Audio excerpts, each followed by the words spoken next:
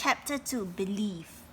Alfie ran out of the dental surgery as fast as his little legs would carry him. That fateful, that means that terrible afternoon, the boy vowed, that means he promised that he would never ever go to the dentist again.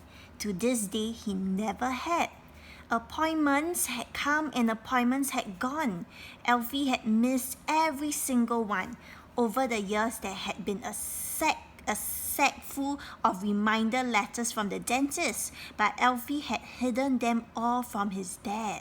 So Alfie really hates to go to the dentist. Alfie's was a family of two, just him and his father. The boy's mother had died giving birth to him. He had never known her. Sometimes he felt sad, as if he missed his mother, but then he would tell himself, how could he miss someone he had never met?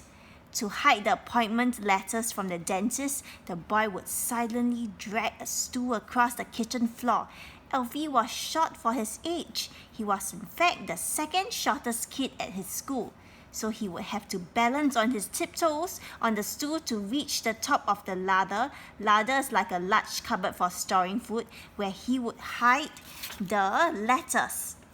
There must have been 100 letters buried up there by now, and Alfie knew his father couldn't reach them.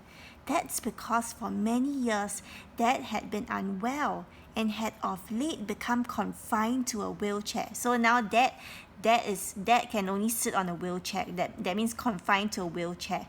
Before ill health forced him out of work, that means Dad cannot work now.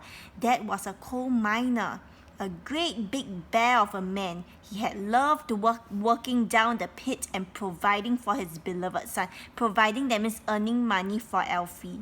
However, all those years he spent down the mine took a terrible toll on his lungs. That means it has badly affected his lungs. Dad was a proud man and didn't let on about his illness for many years. That means he didn't let anybody know about his illness. He worked harder and harder to dig more and more coal, even taking on extra shifts just to help make ends meet. Make ends meet, that means earn just enough money to live on.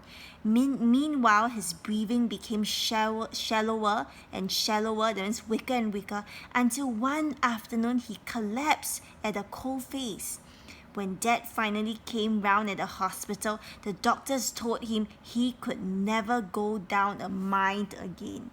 Just one more lungful of coal dust could finish him off for good. As the years passed, Dad's breathing worsened. Getting another job became impossible, and even everyday tasks, something as simple as tying a shoelace, grew to be a struggle. So even tying a shoelace is too difficult for Dad. Soon Dad could only get around in a wheelchair. With no mom or brothers or sisters, Alfie had to care for his father alone. Besides having to go to school and do his homework, the boy would do all the shopping, all the cleaning, cook all the meals, and do all the washing up. Alfie never complained though. He loved his dad with all his heart. Dad's body may have been broken, that means Dad may be ill, but his spirit wasn't. Spirit like 精神, okay? He had a great gift, that means he had a great talent for telling stories. Listen, pup, he would begin. Dad would often call his son pup, which Alfie loved. The image it conjured up, that means the image that it brought up, is of a big soppy, that means like emotional dog and a little puppy snuggling up together, cuddling up together. Always make the boy feel safe and warm inside. Listen, pup, Dad would say. All you have to do is close your eyes and believe. From that little bungalow's a very big house, Dad would take his son on all sorts of thrilling adventures, that means exciting adventures. They would ride on magic carpets, dive under the oceans, even drive states through the hearts of vampires. It was a multicolored world of make-believe, 1,000,000 miles away from their black and white existence. Take me to the haunted house again, Daddy, the boy would beg. Perhaps today, my pup, We will take a journey to the old haunted castle, Dad would tease. Please, please, please, Alfie would say. Father and son would close their eyes and meet in their daydreams. Together they went out fishing for the day in Scotland and caught the Loch Ness monster, climbed the Himalayan mountains and came face to face with the abominable snowman, slew is past tense for slay is kill, slew a huge fire-breathing dragon, hid aboard a pirate ship and were forced to walk the plank as stowaways, only to be saved by beautiful mermaids.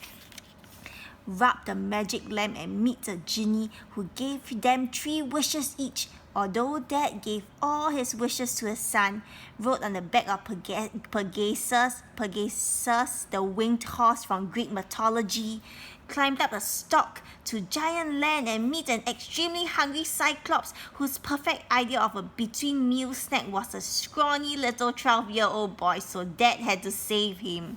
Scrawny, that means really skinny, became the first ever father and son team to successfully land on the moon in a homemade rocket, were chased across the misty malls at night by ferocious, that means fierce werewolf. You see all these yellow highlighted words, right?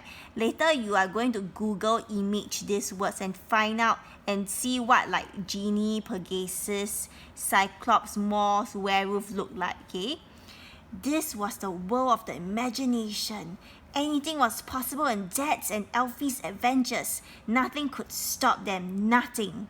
As Alfie grew older though, he found it harder and harder to see these things. As his dad spoke, the boy would open his eyes, become distracted, and begin to wish he could play computer games all night like the other kids at his new big school.